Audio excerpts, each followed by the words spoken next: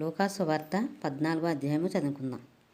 విశ్రాంతి దినమున ఆయన భోజనము చేయుటకు పరిసయ్యుల అధికారుల్లో ఒకని ఇంటిలోనికి వెళ్ళినప్పుడు ఆయన ఏమి చేయునో అని వారు ఆయనను కనిపెట్టుచుండిరి. అప్పుడు జలోదర రోగము గల ఒకడు ఆయన ఎదుట ఉండెను.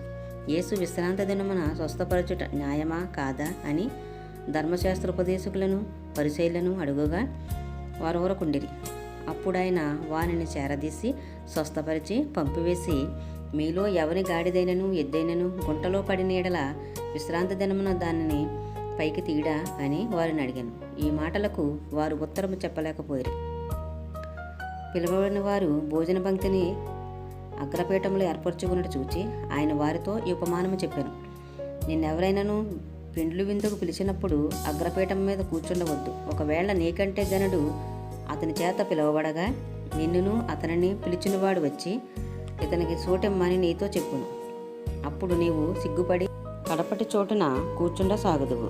అయితే నీవు పిలువబడినప్పుడు నిన్ను పిలిచినవాడు వచ్చి, స్నేహితుడా, పై చోటుకు పొమ్మని నీతో చెప్పులాగున నీవు పోయి కడపటి చోటున కూర్చుండుము. అప్పుడు నీతో కూడా కూర్చుండు వారందరి ఎదుట నీకు ఘనత కలుగును. తన్ను తాను హెచ్చించుకుని ప్రతివాడును తగ్గింపబడును, తన్ను తాను తగ్గించుకునేవాడు హెచ్చింపబడనని చెప్పాను. మరియు ఆయన తన్ను పిలిచిన వానితో ఇట్లనెను, నీవు పగటి విందైనను రాత్రి విందైనను చేయనప్పుడు నీ స్నేహితులైనను నీ సహోదరులైనను నీ బంధువులనైనను ధనవంతులకు నీ పొరుగువారినైనను పిలవవద్దు. వారు ఒకవేళ నిన్ను మరలా పిలుతురు గనుక నీకు ప్రత్యుపకారము కలుగును. అయితే నీ విందు చేయనప్పుడు బేదలను, అంగహీనులను, కుంటివాండును, గుడ్డివాండును పిలువుము. నీకు ప్రత్యుపకారము చేయుటకు వారికి ఏమీ లేదు గనుక నీవు ధన్యుడగదువు. నీతిమంతుల పునరుత్థానమందు నీవు ప్రత్యుపకారము పొందుదువని చెప్పాను.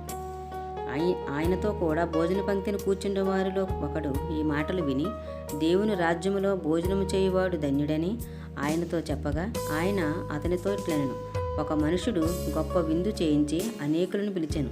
విందు కాలమందు అతడు, ఇప్పుడు సిద్ధమై ఉన్నది, రెండని పిలువబడిన వారితో చెప్పుటకు తన దాసుని పంపాను.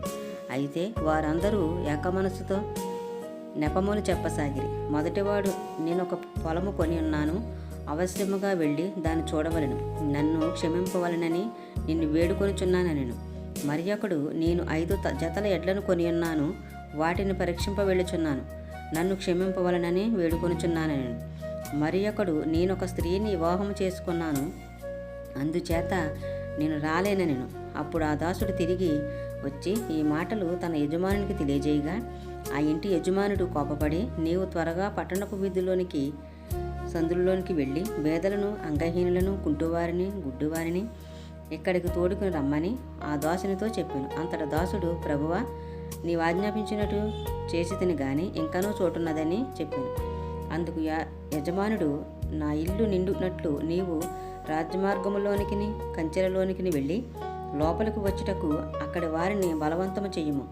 ఏలయనగా పిలవబడిన ఆ మనుషులలో ఒకడును నా విందు రుచి చూడడని మీతో చెప్పుచున్నానని.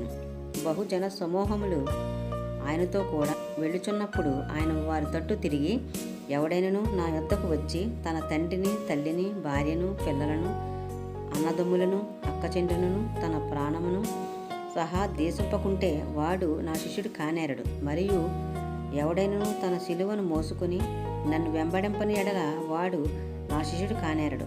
మీలో ఎవడైనను ఒక గోపురము కట్టింపగోరిన ఎడల దానిని కొనసాగించుటకు కావలసినది తన యొద్ద ఉన్నదో లేదో అని కూర్చుండి తగులబడి మొదట లెక్క చూచుకొనని ఎడల అతడు దాని పునాది వేసి ఒకవేళ దానిని కొనసాగింపలేకపోయినందున చూచువారందరూ ఈ మనుషుడు కట్ట మొదలుపెట్టను గాని కొనసాగింపలేకపోయినని అతను చూచి ఎగతాళి చేయసాగుదురు. మరియు ఏ రాజైనను మరి ఒక రాజుతో యుద్ధము చేయబోయినప్పుడు తన మీదకి 20,000 మందితో వచ్చివానిని 10,000 మందితో ఎదిరింప శక్తి తనకు కలదో లేదో అని కూర్చుండి మొదట ఆలోచింపడా? శక్తి లేని ఎడల అతడింకను దూరముగా ఉన్నప్పుడే రాయబారం పంపి సమాధానము చూచుకొను కదా. ఆ ప్రకారమే మీలో తనకు కలిగిన దంతయు పెట్టనివాడు నా శిష్యుడు కానేరడు. ఉప్పు మంచిదే గాని ఉప్పు నిస్సారమైతే దేని వలన దానికి సారము కలుగును? అది భూమికైనను ఎరువుకైనను పనికిరాదు గనుక దానిని బయట పారవేదురు. వినుటకు చెవులు గలవాడు వినుగాక అని వారితో చెప్పాను.